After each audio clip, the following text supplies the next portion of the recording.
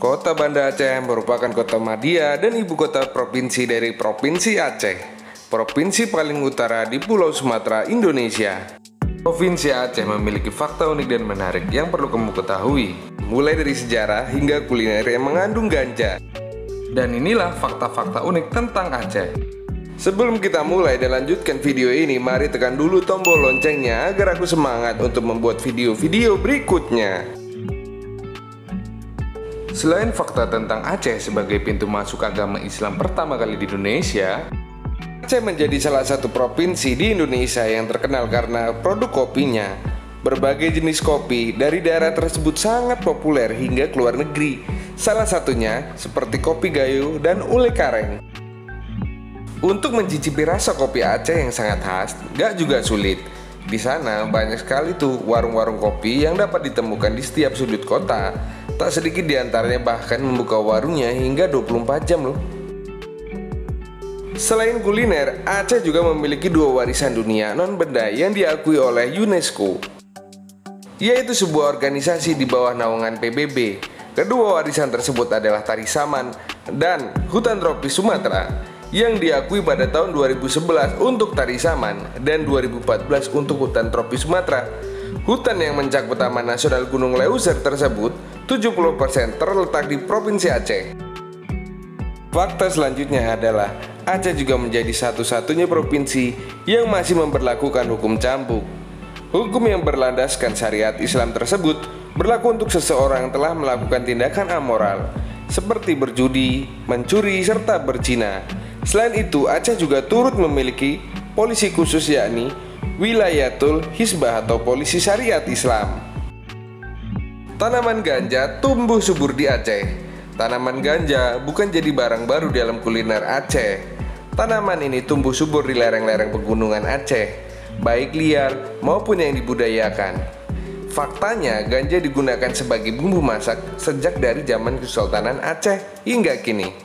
Namun, penggunaannya kini lebih tertutup, tidak seperti dahulu yang digunakan secara terang-terangan, sebab jenis itu dilarang digunakan dalam bentuk apapun oleh pemerintah.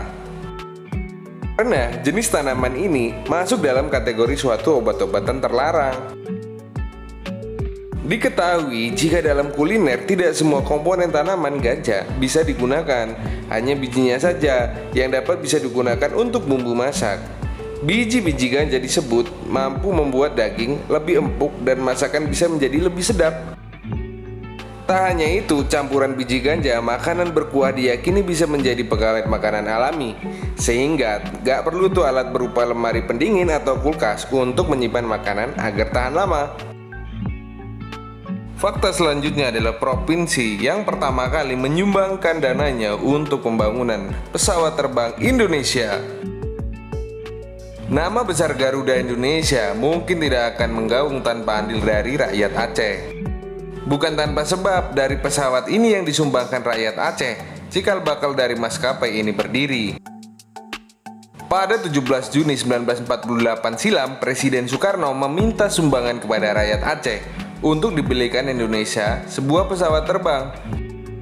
Pesawat tersebut dinamakan Sulawa Air, kemudian diganti namanya menjadi Indonesia Airways yang menjadi cikal bakal maskapai Garuda Indonesia. Fakta selanjutnya adalah penyumbang emas untuk Tugu Monas. Siapa yang nggak tahu dengan Tugu Monas, yaitu monumen nasional. Tugu yang terletak di Provinsi DKI Jakarta ini yang menjadi ikon DKI Jakarta, juga ikon Indonesia, di mana ujung dari tugu tersebut terbuat dari emas 30 kg. Lalu siapakah yang memberikan emas tersebut? Apakah Ibu Megawati atau Ibu Puan Maharani? Tak banyak yang tahu siapa penyumbang emas yang ada di Monumen Nasional atau Monas. Naasnya, meskipun sudah berjasa sangat besar bagi Republik Indonesia, tapi jasanya tak dianggap. Tugu Monas, monumen nasional yang menjadi lambang penanda ibu kota Jakarta, menyimpan sejuta kisah pelik di balik pembangunannya. Tugu yang setinggi 132 meter ini masuk ke dalam proyek ambisius Presiden Soekarno yang dinamai Proyek Mercusuar dan digarap dengan penuh perhitungan. Salah satu komponen penting yang tak luput dari perhatian Soekarno adalah komponen lidah api di pucuk monumen yang dinamai Lidah Api Kemerdekaan. Di awal pembangunannya, konstruksi tersebut dilapisi dengan emas seberat 35 kg. Tetapi Indonesia merayakan hari jadinya ke-50, lapisan emas ditambah menjadi 50 kg. Konon sebagian besar emas yang digunakan untuk melapisi sebuah lidah api kemerdekaan tersebut disumbangkan oleh saudagar kaya raya asal Aceh yang bernama Tengku Markam. Sosok dari Tengku Markam dilansir dari wartakotalive.com. Tengku Markam terlibat dalam pembangunan infrastruktur di Aceh dan di Pulau Jawa semasa Jaya menjadi pengusaha. Sebelum Banting Setir menjadi pengusaha dan mendirikan PT Karkam, pria kelahiran Aceh Utara tahun 1925 ini pernah masuk di dunia militer dan memperjuangkan kemerdekaan Indonesia. Setelah terjun ke dunia bisnis, Tengku Markam bisa dibilang ulet dan mau mencoba segala lini bisnis, mulai dari berbisnis ekspor-impor, jual beli besi beton, hingga plat-plat baja. Dengan beragam jenis bisnis ini, tak heran ia tumbuh menjadi saudagar yang sangat kaya raya. Pria ini sempat dijuluki orang terkaya raya se-Indonesia. Namun kisah hidupnya cukup tragis, dicap sebagai PKI dan dibui. Tengku Markam begitu dihormati ketika Presiden Soekarno memimpin Indonesia. Namun keadaan berubah ketika Soekarno turun tahta dan digantikan oleh Soeharto. Ia dituduh terlibat aktif dalam pemberontakan PKI serta dianggap Soekarnois garis keras.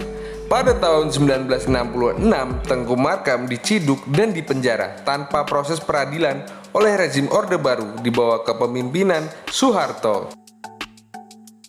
Fakta selanjutnya, Aceh memiliki berbagai macam wisata, baik dari laut, wisata budaya, hingga museum tsunami pertama kali di dunia. Itulah fakta-fakta menarik tentang Aceh.